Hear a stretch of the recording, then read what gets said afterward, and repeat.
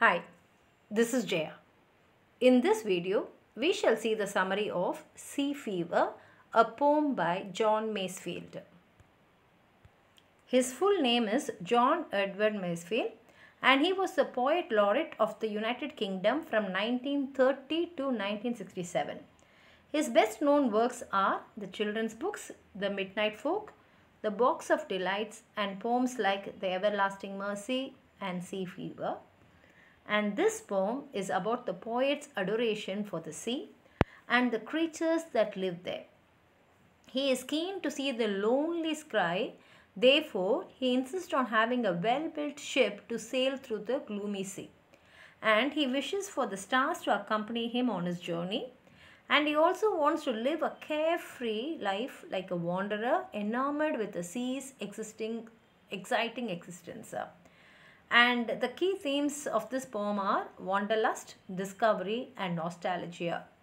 And he says that he hears nature's sounds, which is actually an enticing appeal to adventure, exploration and a joyful existence.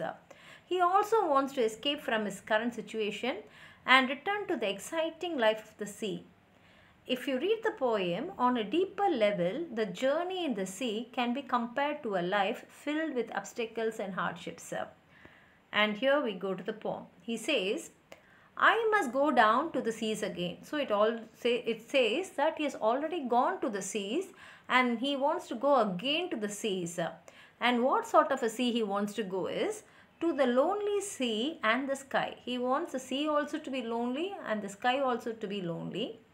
And all I ask is a tall ship and a star to steer her by. So he says, in order to travel in the sea, I want a tall ship and I want a star to guide me so that I will know in which direction I should take my ship.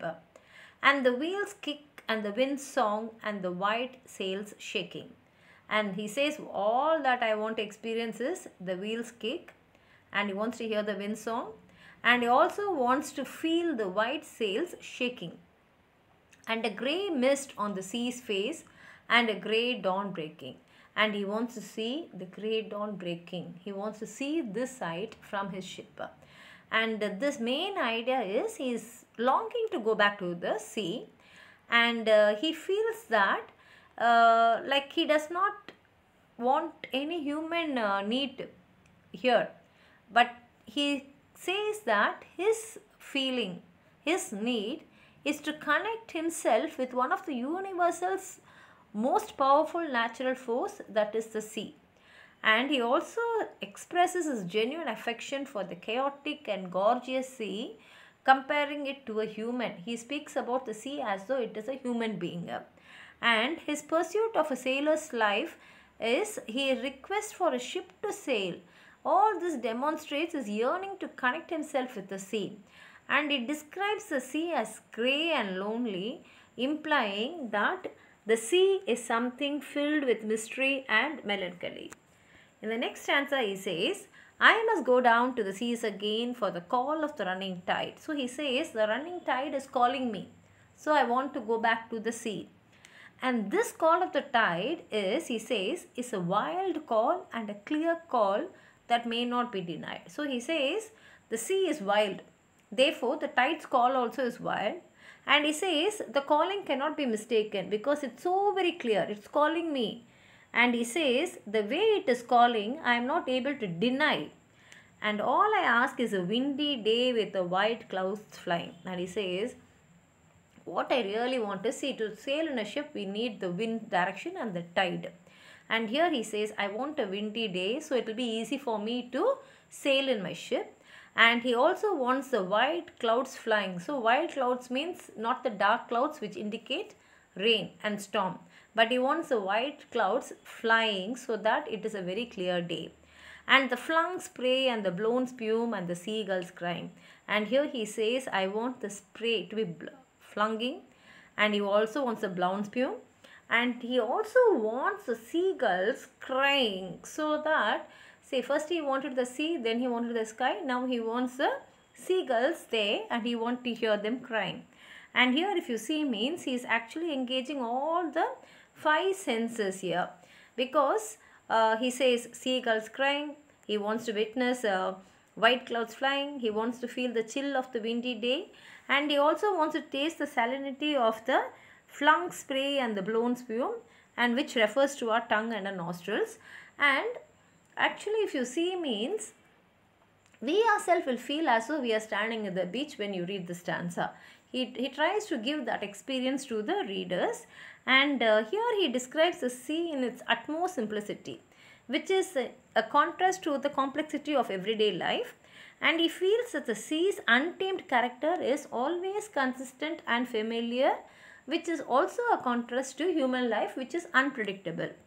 In the third stanza, he says, I must go down to the seas again, to the vagrant gypsy life. So he says, I want to go back to the sea because it is like a gypsy's life, carefree life, to the gull's way and the whale's way, where the wind's like a whetted knife. And he says, when I'm in the sea, all I have as company is the seagulls and the whales which will be swimming along in the ship.